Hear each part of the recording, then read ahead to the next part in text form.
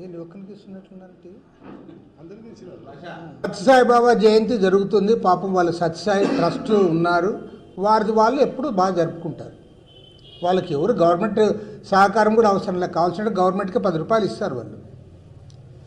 నీవు 6 మంది మంత్రులకు కేటాయించావు, దానికి 6 మంది ఎవరు అందులో హేమాహేమీలు, revenue minister, finance minister, health minister, 6 మంది మంత్రులు ఈ జయంతి కమిటీలో పోయి మీరు పని చేయండి అని అంటున్నావంటే దీన్ని ఓవర్ యాక్షన్ అనాలనా, లేకపోతే ఊరికే పబ్లిసిటీ పిచ్చా, లేకపోతే ఈ మంత్రులకి ఏం పని లేక ఊరికే ఇంట్లో గోళ్ళు గిల్లుకుంటే ఏమన్నా కూర్చున్నారా?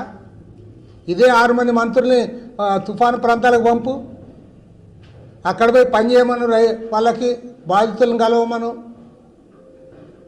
ఇక్కడ ఏం పని వాళ్ళకే నేను అడుగుతా ఉన్నా.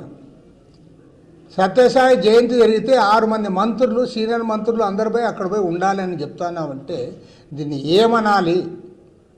పరాకాష్ఠకి చేరింది, పబ్లిసిటీ పరాకాష్ఠకి చేరింది. అవసరమా నేను అడుగుతా ఉన్నా. మీ అవసరమే లేదు వాళ్ళకి. ఒకవేళ అవసరం అనుకుంటే కలెక్టర్ గారు ఉంటారు, లేదా ఎండోన్మెంట్స్ మినిస్టర్ని మీరు డిప్యూట్ చేసినా కూడా సంతోషమే, దాన్ని ఎవరు తప్పుపట్టరు. అరే ఏ పనులే లేవు మంత్రులకు అన్నట్లు మంత్రులందరినీ తీసుకొని పోయి దాంట్లో మీరు పోయి ఆడు ఉండండి. సభ్య సమాజం ఏమనుకుంటుంది, పౌర సమాజం ఏమనుకుంటుంది, హేతువాదులు ఏమనుకుంటారనేది కూడా లేకుండా నువ్వు ఇలాంటి కార్యక్రమాలకు ముఖ్యమంత్రి గారు శ్రీకారం చుడితే అసలు ఈ ప్రభుత్వానికి మంత్రులకి ఏమైనా పనులు ఉన్నాయా లేదా జనంతో నేను అడుగుతా ఉన్నా. పోయి ఆడిపోయి అన్నం వడ్డించుకుంటే నీళ్లు పోసుకుంటుంటారేమో మరి వీళ్ళంతా పోయి, లేదా ఇస్తర్లు ఎత్తేస్తారా మీరేమన్నా? అవసరమా? కాబట్టి అంటే ప్రభుత్వం యొక్క ప్రయారిటీస్ జనం పట్ల ఉండడం లేదు, పబ్లిసిటీ వైపు ఉన్నాయి. దీన్ని మేము పూర్తిగా తప్పుపడతా ఉన్నాం.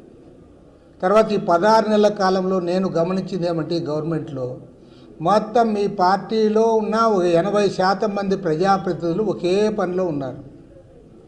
20% మంది పాపం వాళ్ళని అభినందించాలి, వాళ్ళు ఇంత అధ్వానం కాలే. అరే ఇంతకుముందు ఏదైనా నాకు బాధగా వచ్చింది, మా ఇంటికి ఏదో చేశాడు, వాడు ఎవడో బెదిరిస్తూ ఉన్నాడు, ఇంటి పక్కన వాడు ఏదో అంటున్నాడంటే పోయి ఎమ్మెల్యేకి చెప్పుకునేవాళ్ళు. ఇప్పుడేమైపోయింది, ఎమ్మెల్యే నుంచి కాపాడమని ఎవరు చెప్పుకోవాలో అర్థం కావడంలే. ఎమ్మెల్యేలే కబ్జాకోర్లు అయితే, కంచే చేను మేస్తే ఎవరికి పోయి చెప్పుకోవాలా? మన పల్లెల్లో ఇంతకుముందు సామెత ఉండింది, అమ్మ బో పెట్టుకుపోతే మనమ్మ కుక్కను కట్టేసుకోమ్మా అని. అది వాడు ఇంటి దగ్గర పోతే కుక్కలు ఇడుస్తారని అడిగాడు వాడు. సేమ్ ఇప్పుడు అట్లుంది. మీరు మాకు న్యాయం చేయకపోతే మనే, సేవ చేయకపోతే మనే, మీరు మా ఆస్తులు కబ్జాలకు రావద్దని కోరుకునే పరిస్థితి వచ్చిందంటే ఇంతకంటే ఘోరమైన విషయం ఇంకోటి ఉంది అని నేను ముఖ్యమంత్రి గారిని నేరుగా ప్రశ్నిస్తూ ఉన్నా. ఇవేమో రోజు టీవీల్లో పేపర్లో చెప్తా ఉన్నారు, వైభవంగా ఎంత పొగుడుతున్నారంటే కొంతమంది అసలు ఇంత సమర్థత ఎక్కడా చూడలేదు, ఇంత పరిపాలన చూడలేదు, అన్నీ ఆయన కంప్యూటర్లను కనపడుతున్నాయి. మరి ఈ కబ్జాలు నీకు కనపడలేదా? కంప్యూటర్లో కబ్జాలు కంప్యూటర్లో కనపడవా? ఏమైనా దానికి ఏమైనా అడ్డం వస్తుందే తెరా? నీకు అన్నీ కనపడుతున్నాయి కదా. కాబట్టి వాళ్ళు స్పష్టంగా చెప్తా ఉన్నాం. ఈరోజు సాయంత్రం మీటింగ్ కూడా పెట్టారు పాపంపేటలో, ఇంకా క్లియర్గా మాట్లాడతాం. ప్రభుత్వాన్ని తీవ్రంగా హెచ్చరిస్తూ ఉన్నాం. ఇవి కంట్రోల్ చేయకోకుండా ముఖ్యమంత్రి గారు నువ్వు ఎన్ని మాటలు చెప్పినా, మీడియా అంతా కూడా నీ చుట్టే తిరిగినా నీకేమీ లబ్ధి జరగదు. గ్రౌండ్ లెవెల్లో మొత్తం నీ ప్రభుత్వం అంతా కూడా అప్రతిష్ట పాలవుతూ ఉంది పూర్తి స్థాయిలో. ఎందుకంటే అసలు కాపలా కావాల్సిన వాళ్ళు దొంగతనాలు చేస్తూ ఉంటే ఇంకా ఎవరికి చెప్పుకోవాలి? వాళ్ళు ఎవరికి చెప్పుకోవాలని నేను అడుగుతా ఉన్నా. నీవేమంటాను, అన్నీ నాకు తెలుస్తున్నాయి, నా ఉన్నాయంటే లోకేష్ రెడ్ బుక్ అన్నాడు. మరి రెడ్ బుక్లో ఇవి రాసుకోవడా అని నేను అడుగుతున్నా.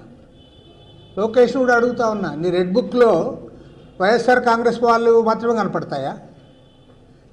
నీ రెడ్ బుక్లో ఈ దురాగతాలు, ప్రజల్ని పెట్టే ఇబ్బందులు ఇవి నీకు కనపడవా అని కూడా అడుగుతా ఉన్నా. పవన్ కళ్యాణ్ అయితే నేను ఏం అనదలుచుకోలే. ఎందుకంటే పాపం అతను మొదట్లో బాగా యాక్టివ్గా ఎక్కడ ఏం అక్రమాలు జరిగినా నేను ఉంటాను అని పాపం జనముకి బాగా కనపడాలని కాకినాడ వరకు కూడా పోయాడు. ఆ షిప్ దగ్గరకు కూడా పోయాడు. పోయి సీజర్ షిప్ అన్నాడు. ఏమంటే బియ్యం అంతా కూడా అక్రమ రవాణా జరుగుతుంది, దొంగ రవాణా జరుగుతుంది. మరి 16 నెలలు అయింది. నేను అడుగుతా ఉన్నా, మరి ఇప్పుడు వైఎస్ఆర్ కాంగ్రెస్ పార్టీ గవర్నమెంట్ లేదు కదా, వాళ్ళేమీ అక్రమ రవాణా చేయడం లేదు కదా, మీ గవర్నమెంట్ ఉంది కదా, అందులో నీ ఉప ముఖ్యమంత్రివి కదా. నేను ఛాలెంజ్ చేసి అడుగుతా ఉన్నా, ఒక్క బియ్యం గింజ ఏమన్నా తగ్గిందా అని అడుగుతాను. అక్రమ రవాణా, స్మగ్లింగు ఒక సంచి ఏమైనా తగ్గిందా? ఇప్పుడు కూడా పోతూ ఉన్నాయి. నువ్వు ఎక్కడైతే సీజ్ ద షిప్ అన్నావో అక్కడి నుంచే పోతా ఉన్నాయి. నువ్వేమనవు మరి? కనీసం సీజ్ ద లారీ అని కూడా అనడంలే, సీజ్ ద ఆటో అని కూడా అనడంలే, నువ్వేం అనడంలే. కాబట్టి అంటే గప్షిప్ అయిపోయినావు అంతే. అంతకుముందు నువ్వు దేన్నైతే ప్రశ్నించావో అది ఇవాళ కొనసాగుతూ ఉన్నా, అక్రమాలు కొనసాగుతూ ఉన్నా, నువ్వేం మాట్లాడడంలే. కాబట్టి ఏమంటే ప్రభుత్వము అప్రతిష్ట పాలవుతూ ఉంది. ఇప్పటికైనా కళ్ళు తెరవండి, కంప్యూటర్లో ఇవి కూడా చూడండి, రెడ్ బుక్లో ఇది కూడా రాసుకోండి, వాటిని ఆపండి. మీరు ఆపకపోతే మాత్రం నేను చెప్తా ఉన్నా, వదిలిపెట్టే సమస్య లేదు. ఇక్కడి నుంచి అమరావతి వరకు కూడా వస్తాం, అమరావతిలో కూడా తిష్ట వేస్తాం.